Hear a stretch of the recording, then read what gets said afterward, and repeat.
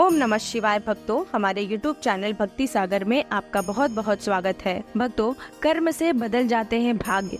प्रत्येक ऋषि का रोज का नियम था कि वह नगर से दूर जंगलों में स्थित शिव मंदिर में भगवान शिव की पूजा के लिए लीन रहते थे। कई वर्षों से यह उनका अखंड नियम था। उसी जंगल में एक नास्तिक डाकू अस्थिमाल का भी डेरा था। अस्थिमाल का भय आसपास के क्षेत्र में व्याप्त था। अस्थिमाल बड़ा नास्तिक था। वह मंदिरों में भी चोरी डकैती से नहीं चूकता था। एक दिन अस्थिमाल की नजर प्रकृति ऋषि पर पड़ी। उसने सोचा कि यह ऋषि जंगल में छुपे मंदिर में पूजा करता है। हो न हो इसने मंदिर में काफी माल छुपा कर रखा होगा। आज इसे ही लूटते हैं। अस्थिमाल ने प्रकृति ऋषि से कहा कि जितना भी धन छुपा कर रखा हो चुपचाप मेरे हवाले कर दो। ऋषि उसे देखकर तनिक भी विचलित हुए बिना बोले, कैसा धन? मैं तो यहाँ बिना किसी लोभ से पूजा अर्चना करता हूँ। डाकू को उसकी बातों पर विश्वास नहीं हुआ। उसने क्रोध से ऋषि प्रकृति को जोर से धक्का मारा। ऋषि ठोकर खाकर शिवलिंग के पास जाकर गिरे और उनका सिर फट गया। रक्त की धारा फूट पड़ी। इसी बीच आश्चर्य ये हुआ कि ऋषि प्रकृति के गिरते ही फल स्वरूप शिवालय की छत से सोने के कुछ मोहरे अस्थिमाल के सामने गिरे। अस्थिमाल अट्टहास करते हुए बोला, तू ऋषि होकर झूठ बोलता है? झूठे ब्राह्मण, तू तो कहता है कि यहाँ कोई धन नहीं है, फिर यह सोने के सिक्के कहाँ से आ गिरे?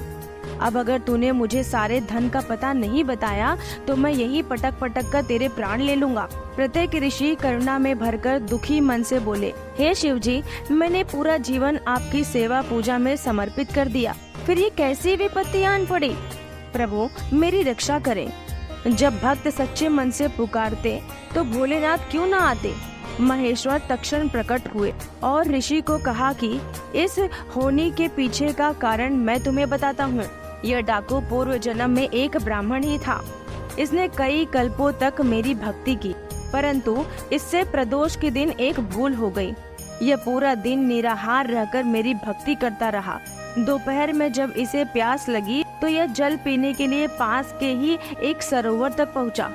सरोवर में एक गाय का बछड़ा भी दिन भर का प्यासा वहीं पानी पीने आया।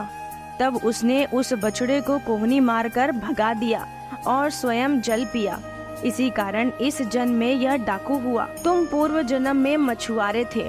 उसी सरोवर से मछलियां पकड़कर उन्हें बेचकर अपना जीवन यापन करते थे। जब तुमने एक छोटे बछड़े को निर्जल परेशान देखा तो अपने पात्र में उसके लिए थोड़ा जल लेकर आए। उस पुण्य के कारण तुम्हें यह कुल प्राप्त हुआ। पिछले जन्मों के पुण्यों के कारण इसका आज राज तिलक होने वाला, पर इसने इस जन्म में डाकू होते हुए न जाने कितने निरपराध लोगों को मारा। वह देवालय में चोरियां की। इस कारण इसके पुण्य सीमित हो गए और इसे सिर्फ ये कुछ मुद्राएं ही मिल पाई। तुमने पिछले जन्म में बहुत सारी मछलियों को मारा, जिसके कारण आज का दिन तुम्हारी मृत्यु के लिए तय था, पर इस जन्म में तुम्हारे संचित पुण्यों के कारण तुम्हें मृत्यु स्पर्श नहीं कर पाई और सिर्फ यह घाव देकर लौट गई। ईश्वर वह नहीं करते जो हमें अच्छा लगता है।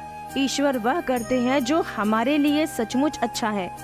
यदि आपके अच्छे कार्यों के परिणाम स्वरूप भी आपको कोई कष्ट प्राप्त हो रहा है तो समझिए कि इस तरह ईश्वर ने आपके बड़े कष्ट हर लिए।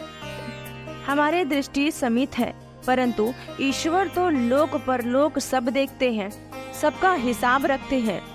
हमारा वर्तमान, भूत और भविष्य सभी को जोड़कर हमें वही प्रदान करते हैं जो हमारे लिए उचित है।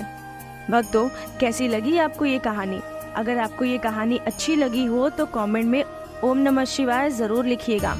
और अगर अभी तक आपने मेरे चैनल को सब्सक्राइब नहीं किया है तो इसे सब्सक्राइब कर लीजिएगा और नोटिफिकेशन बेल को ऑन कर लीजिएगा ताकि भगवान से जुड़ी कथा, कहानी और जानकारी आपको सबसे पहले मिले। मेरी वीडियो देखने के लिए आपका बहुत बहुत धन्यवाद।